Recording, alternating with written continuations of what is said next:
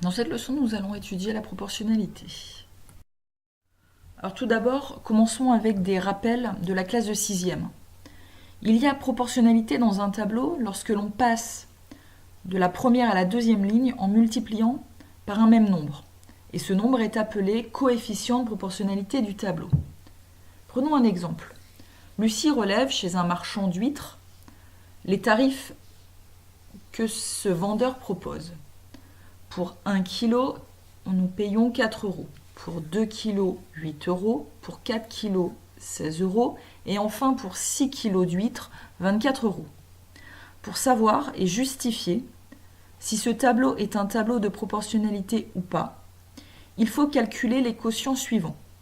Prendre le nombre qui se trouve sur la ligne d'en dessous, divisé par le nombre qui se trouve sur la ligne du dessus. Donc pour la première colonne, 4 divisé par 1, ce qui fait bien 4. On fait la même chose pour la deuxième colonne, nombre d'en dessous, 8, divisé par le nombre du dessus, 2. 8 divisé par 2 égale 4. Troisième colonne, nombre d'en dessous, 16, divisé par le nombre du dessus, 4. 16 divisé par 4 égale 4. Et enfin pour la dernière colonne, le nombre d'en dessous, 24, divisé par le nombre du dessus, 6. 24 divisé par 6 égale 4. On constate que les quotients sont égaux. On a donc justifié que ce tableau était un tableau de proportionnalité. Le nombre obtenu à chaque quotient, 4, c'est ce qu'on appelle le coefficient de proportionnalité. On passe de la première à la deuxième ligne du tableau en multipliant par 4. Ici, bien sûr, c'était évident. 1 fois 4, 4, 2 fois 4, 8, 4 fois 4, 16, 6 fois 4, 24. Les prix sont réguliers. Le prix correspond toujours au nombre de kilogrammes que le client achète. Voyons maintenant les prix chez un autre vendeur. Chez celui-ci, 1 kg coûte 5 euros, 2 kg 9 euros, 4 kg 15 euros et 6 kg 20 euros. Nous calculons, comme dans l'exemple précédent, les différents quotients pour savoir si ce tableau est justifié, si ce tableau est ou n'est pas un tableau de proportionnalité. Nombre d'en dessous, 5, divisé par le nombre du dessus, 1. 5 divisé par 1 égale 5. Pour la deuxième colonne, 9 divisé par 2, ça fait 4,5. Ce n'est pas la peine de continuer, on pourrait le faire pour la troisième et la quatrième colonne, mais déjà les deux premiers quotients ne sont pas égaux. Donc inutile de voir ce qui se passe pour la troisième et la quatrième colonne. Nous pouvons conclure directement que ce tableau n'est pas un tableau de proportionnalité.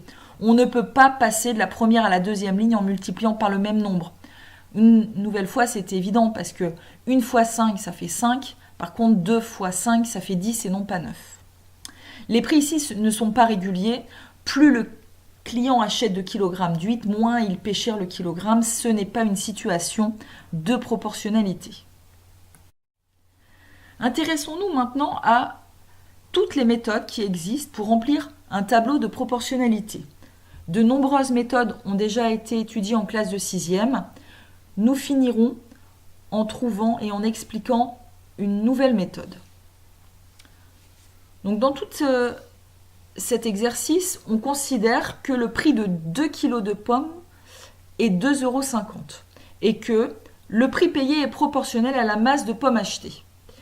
Et nous allons calculer le prix de 5 kg, 7, 6, 7,2 kg et 9,84 kg de pommes, mais en utilisant à chaque fois des méthodes différentes pour faire le tour de toutes les méthodes qui existent pour remplir un tableau de proportionnalité. Première méthode, ce qu'on appelle le passage à l'unité. Nous pouvons créer donc, comme il s'agit d'une situation de proportionnalité, un tableau de proportionnalité. À la première ligne du tableau, j'y ai indiqué la masse en kilos de pommes que l'on achète et sur la deuxième ligne, le prix en euros. Sur la première colonne, j'y indique le renseignement que l'on connaît. 2 kg de pommes qui coûtent 2,50 euros. Et nous cherchons le prix de 5 kg. Mais par la méthode du passage à l'unité. Le passage à l'unité, l'unité c'est 1. C'est-à-dire, on calcule le prix de 1 kg de pommes. Donc dans la deuxième colonne, j'ai indiqué masse en kilos acheté, 1 kg. Et dans la dernière colonne, je cherche le prix de 5 kg, donc j'ai indiqué le nombre 5. Maintenant, pour les prix, comment ça se passe?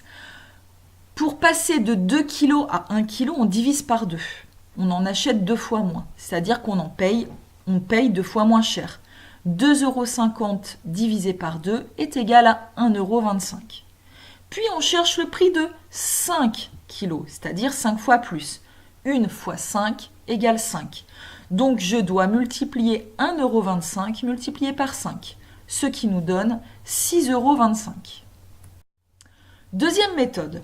Maintenant, je vais calculer le prix de 7 kg par la méthode de l'addition de colonnes. Donc, j'ai encore mes 3 premières colonnes que j'avais calculées précédemment. Je rajoute une colonne dans laquelle j'écris 7 kg. Je vais ajouter la colonne 2 kg plus la colonne 5 kg. 2 plus 5, ça fait bien 7 kg. Je prends donc pour le prix de 2 kg 2,50 € plus le prix de 5 kg 6,25 €. 2,50 € plus 6,25 € est égal à 8,75 €. Le prix de 7 kg de pommes est donc de 8,75 €. Maintenant, calculons le prix de 6 kg de pommes en multipliant une colonne. Je rajoute une colonne supplémentaire dans mon tableau. Je cherche le prix de 6 kg de pommes. J'ai donc écrit dans la masse en kilos 6. Je repars de la première colonne, celle pour 2 kg.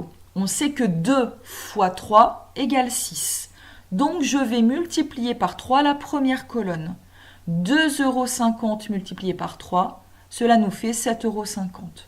Le prix de 6 kg de pommes est 7,50 €. Je peux aussi utiliser le coefficient de proportionnalité. Je vais utiliser la méthode du coefficient de proportionnalité pour trouver le prix de 7,2 kg de pommes. Ce qui revient, mais présenté différemment au passage à l'unité. Le coefficient de proportionnalité, c'est le nombre par lequel on passe de la première à la deuxième ligne.